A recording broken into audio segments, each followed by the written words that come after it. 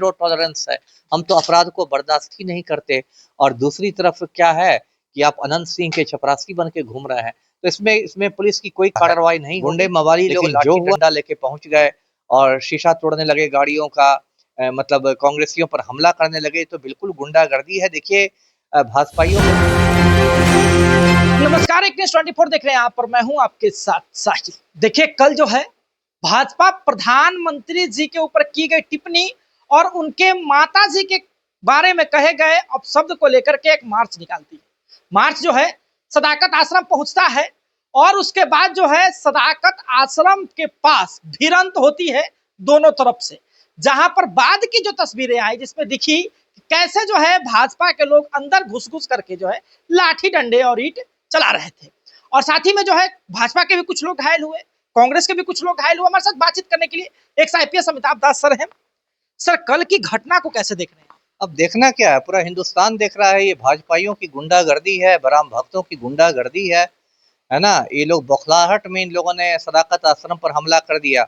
मैं दर्शकों को बता दूं, ये जो सदाकत आश्रम है ये बिहार प्रदेश कांग्रेस का मुख्यालय है और ये बहुत ऐतिहासिक इमारत है। आज़ादी की लड़ाई के समय जब गांधी जी पटना आते थे तो इसी सदाकत आश्रम में रुकते थे, और जब डॉक्टर राजेंद्र प्रसाद राष्ट्रपति पद से रिटायर हो गए तो वो सदाकत आश्रम में ही आके रहने लगे, आखिरी दिनों तक वहीं रहते थे। तो इसकी एक बहुत इसका गौरवशाली इतिहास है। और वहां कल भाजपा के गुंडे मवाली लोग, एक मंत्री का भी नाम आ रहा है, गुंडे मवाली लोग लाठी डंडा लेके पहुंच गए और शीशा तोड़ने लगे गाड़ियों का, मतलब कांग्रेसियों पर हमला करने लगे, तो बिल्कुल गुंडागर्दी है। देखिए भाजपाइयों के साथ क्या है कि लोग बौखला गए हैं क्योंकि इनकी वोट चोरी पकड़ी गई है। पूरी दुनिया समझ गई है कि प्रधानमंत्री नरेंद्र मोदी जो है वो वोट चोर है और उन्होंने वोट चोरी करके पिछले दरवाजे से सत्ता हथिया ली है।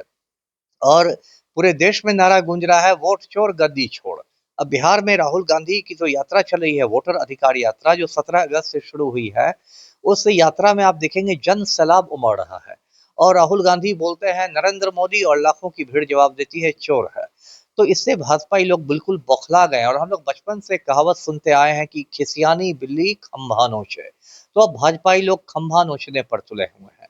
तो इस तरह की गुंडागर्दी को जनतंत्र में स्वीकार नहीं किया जा सकता है, ये बिल्कुल हिंसा है। और सबसे शर्मनाक इसमें पटना पुलिस का व्यवहार रहा है। मुझे तो लगता है जो पटना सीनियर एसपी है कार्तिकेय शर्मा, ये मुझे लगता है मर्दाना कमजोरी का शिकार है ये बंदा। बताइए, पटना शहर के बीचों बीच गुंडागर्दी हो रही है और सीनियर एसपी दुबका हुआ है, कोई पुलिसिंग नहीं दिखाई दे रही है। इसी पटना में जब बीपीएससी के अभ्यर्थी लोग शांतिपूर्ण प्रदर्शन करते थे, पढ़े लिखे लड़के लड़कियां, तो उन पर पुलिस एकदम टूट पड़ती थी, भूखे शेर की तरह लाठियां भांजने लगती थी।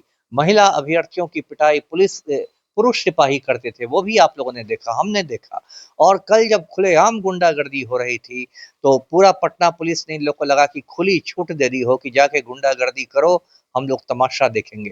तो जो कुछ हो रहा है ये पटना में, ये बहुत शर्म की बात है। क्या पूरे लगता है सब लोगों को चिन्हित करके मामला दर्ज किया जाएगा, क्योंकि सुशासन की सरकार कही जाती है बिहार में? देखिए, दर्ज हो सकता है हो जाए, लेकिन उसमें कुछ होने वाला नहीं है। और सुशासन की आप सरकार क्या बताते हैं? बिहार में तो जो मुख्यमंत्री पलटू राम है वो माफिया डॉन अनंत सिंह के आज्ञाकारी चपरासी हैं। तो बिहार में जो भी सुशासन की बात की जाती है वो सिर्फ, मतलब आप कह सकते हैं नाम का सुशासन है ना। जैसे कहते हैं ना, हाथी के दांत खाने के और होते हैं दिखाने के और।